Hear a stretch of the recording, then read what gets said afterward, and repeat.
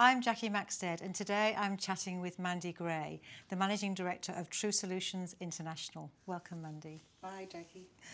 You now have a very large and successful beauty brand distribution business. How did you first get involved in beauty? Probably from a personal level, I had very bad skin and I was really trying to find real answers to skin, and I did a lot of research, and I don't know, I just sort of fell into it really.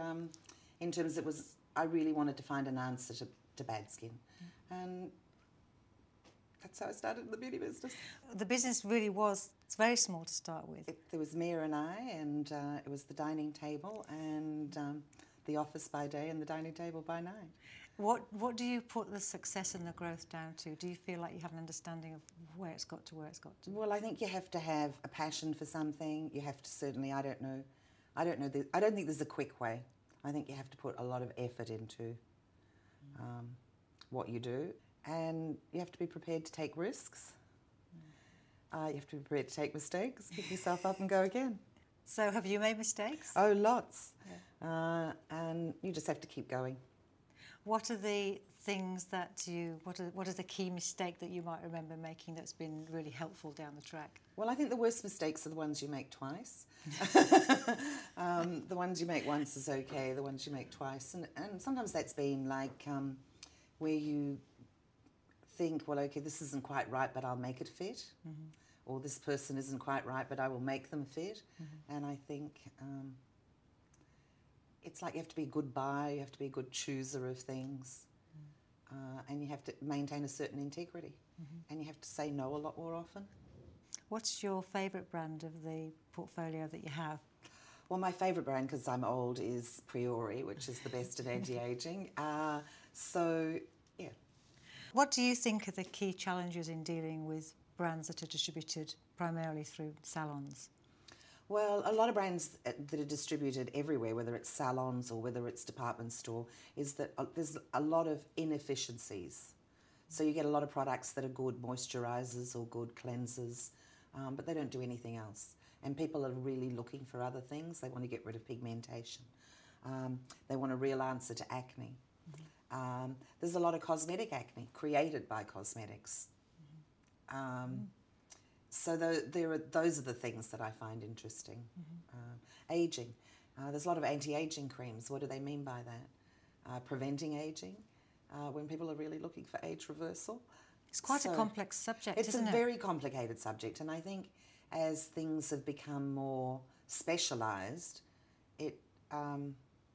you actually have to learn to differentiate the marketing from the reality. So what is the reality in terms of what can skincare offer? Well, it depends on the skincare. But I can say, look, this skincare product contains alpha hydroxy acids. And that's the marketing part of it. If the product really works, it has to contain 8% or more. And a lot of products just contain a small amount for a marketing purpose rather than this will really make a difference purpose. So the challenge in terms of the communication that I have to do now is how to make people really ask the questions. And I think with the internet, people are asking the questions. They are doing a lot more research. Customers are becoming more knowledgeable? I think customers are becoming more knowledgeable. They're researching things before they take the risk. And people are becoming quite brand aligned. In other words, if you have a brand that delivers a result, people will stay very loyal. And I haven't seen that for a long time, because people, you know, in the 80s, 90s, people were flipping around, they'd try whatever was new. And I certainly think a big shift has been that they will keep on with things that work. Which of the brands that you have are most successful from your company's point of view? Well, we have MD Formulations, which we've had for 20 years, which was really one of the first doctors' brand. That's quite a successful brand. Priori is our newest brand, and we're getting a very good response from consumers, again, because they get the results. I have favourites too, like Declior, because they give you that wellness, aromatherapy aspect. Relaxation, because that's probably 87% of women, they say, go to salons to de-stress. So they're not necessarily looking for skin results? Not necessarily. They just want a place where someone will actually look after them. Not ask them for anything. And not ask them for anything, yeah. Have you had any surprises in launching any of the brands you've launched? I have had surprises. I think I thought organic skincare would be a much larger response or uptake.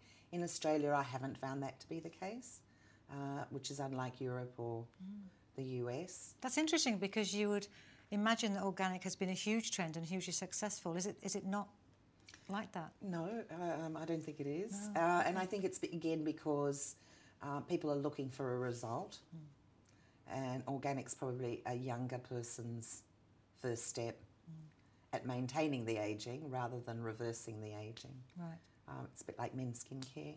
They just steal from your bathroom cupboard, really, don't they? What do you believe is the real key now in delivering successful skin brands to the Australian market? It's actually knowing what you have to look for, confirming the ingredients, because that is what actually makes something work.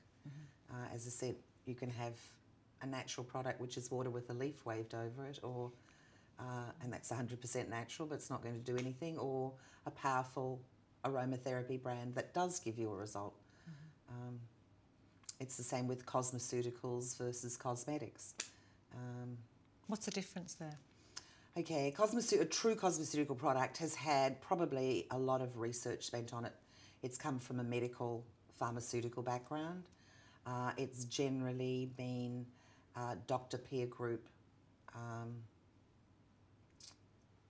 tested. The sad part is that they're often smaller, more niche type companies, and medical companies are not very good at marketing. What's next for True Solutions? Do you have some more exciting things coming up in the next year?